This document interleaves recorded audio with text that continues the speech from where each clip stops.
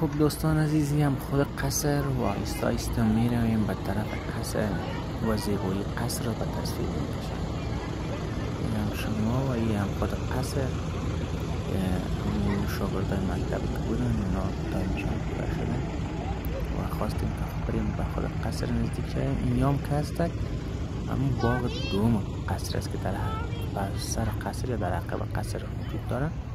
خب بعد از تمام شدن قصر بالا پس میایم باز خود از باغ عقبی قصر هم تماشا دیدن میکنیم. حالا میریم به طرف خود قصر که قصر چلستون که توسط شاهان زمان سابق ساخته شد که 200 سال قبل از ایجاد از این میشه و در همین قصر معاهده دیورن میگه امضا شده و قبلا همین قصر که بوده میمون خانه یا مکان برای خارجی ها بودن که مهمان های خارجی اینجا می آمدن و شاهان که در آن زمان بودن در اینجا حضور پیدا می کردن که بعد از جنگ های داخلی و تخریب از اینجا که دوباره توسط مؤسسه دفتر آقاخان اعمار گردید و حالی هم به یک مکان تفریحی و سرسبز اینجا جور شده. این هم که از حقه به باغ است که میم باغ دومی از این قصر گفته می شود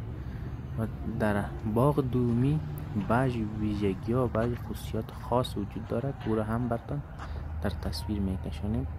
حالا از قصر دیدن میکنیم و نگفته نمانه که تمام این باغ بسیار کلان بزرگ است، نمیشه که همش به یک ویدیو اضافه کرد. ویدیوهای ما را دنبال کنید، چینل ما را سابسکرایب کنید تا از معلومات و زیبایی های قصر چلستون دیدن کنید.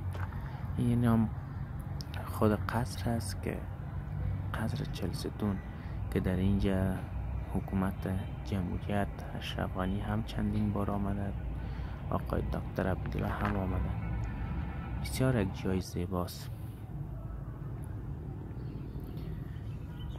به خود قصر اجازه نیست که داخل شوند، از این دور براتون میتونم یک چند تصویر از خود قصر بگیرم.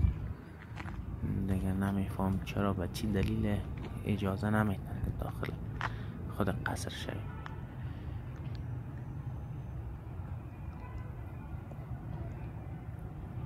واقعا که یک زیبایی خاص داره و معماری بسیار عالی ساخته شده.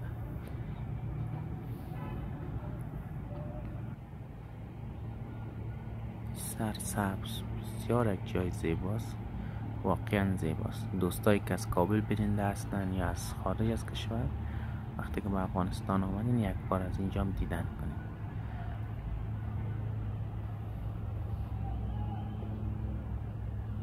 او طرف که از قلعه فتو گفته میشه پشت باغ نوبرجه چلستون است که بسیار یک جای آرام و خوشایند است.